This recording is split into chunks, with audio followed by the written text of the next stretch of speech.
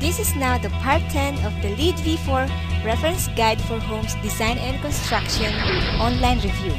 Again, all the pictures or images in this video are from Google and USGBC website.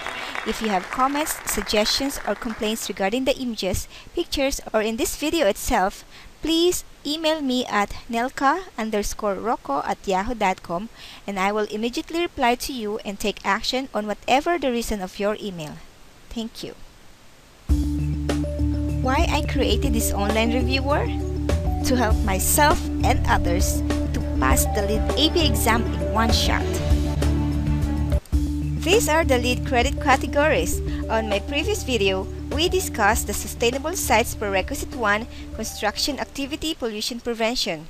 Now, we will proceed to Sustainable Sites Prerequisite 2, the No Invasive Plants. No invasive plants is the second prerequisite under sustainable sites.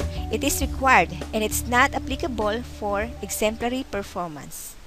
No invasive plants. Intent: to prevent the introduction of invasive species through landscaping. It is prerequisite or required. Requirements: introduce no invasive plant species into the landscape. Invasive plant species vary by region. Consult the U.S. Department of Agriculture's GRIN Taxonomy for Plants database, the National Association for Exotic Pest Plant Councils, or local cooperative extension service, or state or national exotic pest list for plants in natural areas and wildlands. Not all non-native species are considered invasive. Behind the intent: invasive plants compete with landscaping, harm local ecosystems, and affect building durability. Aggressive invasive plants can rob water and nutrient sources and overtake and destroy adjacent plantings.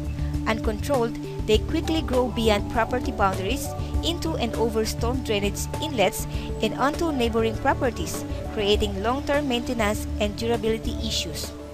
Some invasive plants climb walls and grow into masonry cracks, under window sills, into soffits, onto roofs, and behind siding.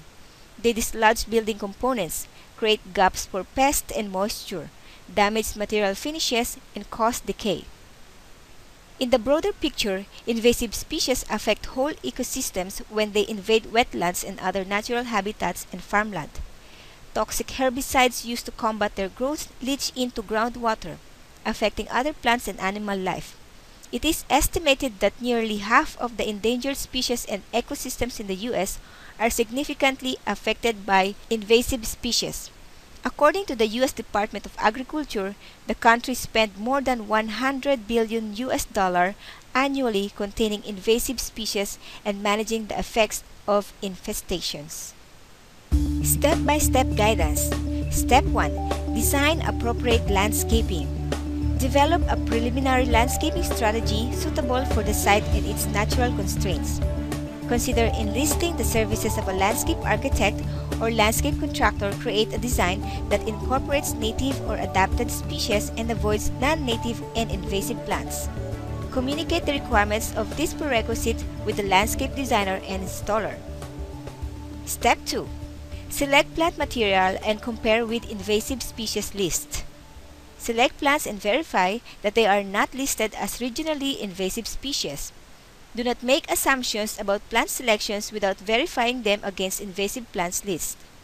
Plants such as English ivy and periwinkle or vinca, though common and widely used, are both non-native and invasive.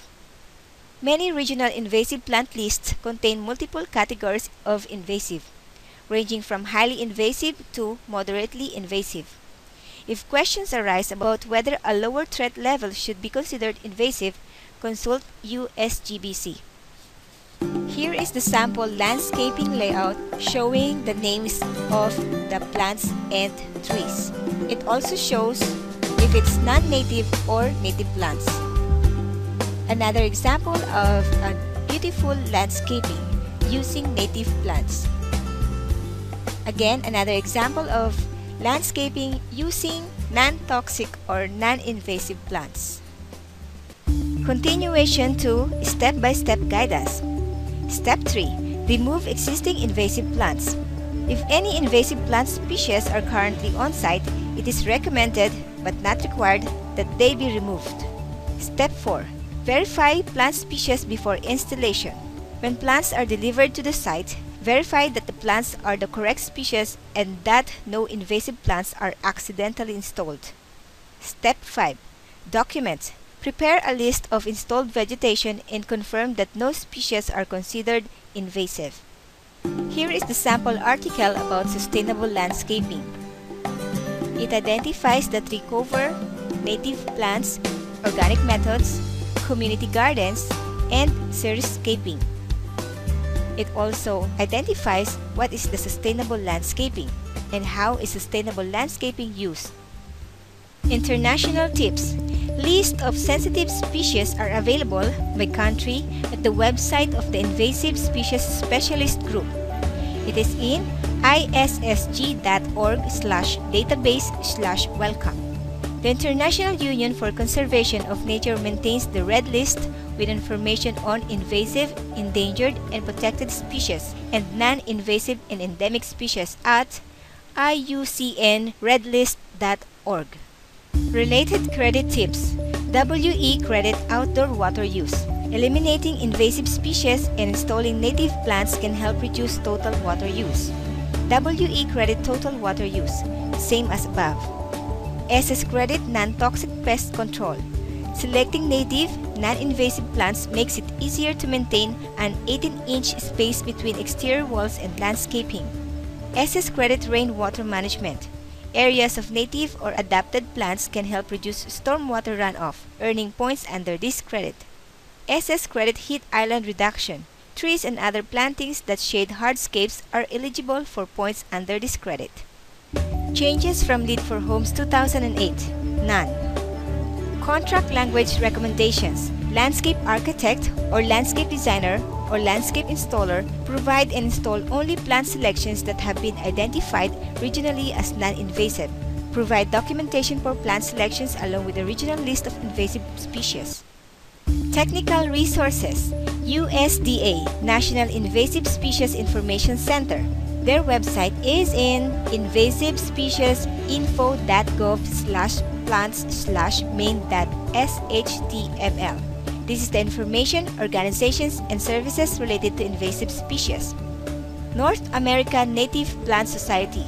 Their website is nanps.org, a national non-profit dedicated to the study, conservation, cultivation, and restoration of native plants.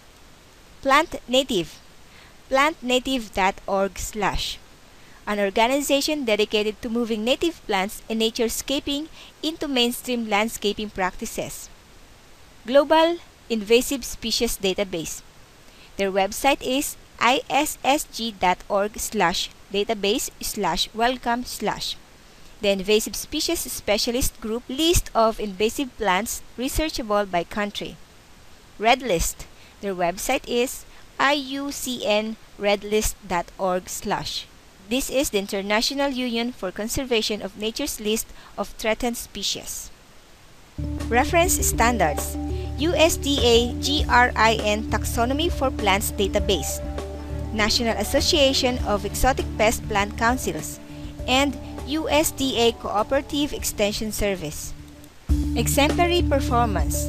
Not available. Verification and submittals. Supporting verification materials made available by the project team. Provide plant list and identify resources used to confirm that no plants are invasive. For group project, single plant list that meets prerequisite requirements may be used for entire development. For verification team, compare list of installed plants with list of local invasive plants from third-party entity, example Cooperative Extension Service, and conduct on-site verification that listed plants are installed on-site. Glossary. None. This is the end of this video. Thank you for watching. Watch for the next video, LEED V for Homes, Sustainable Sites Credit 1, Heat Island Reduction.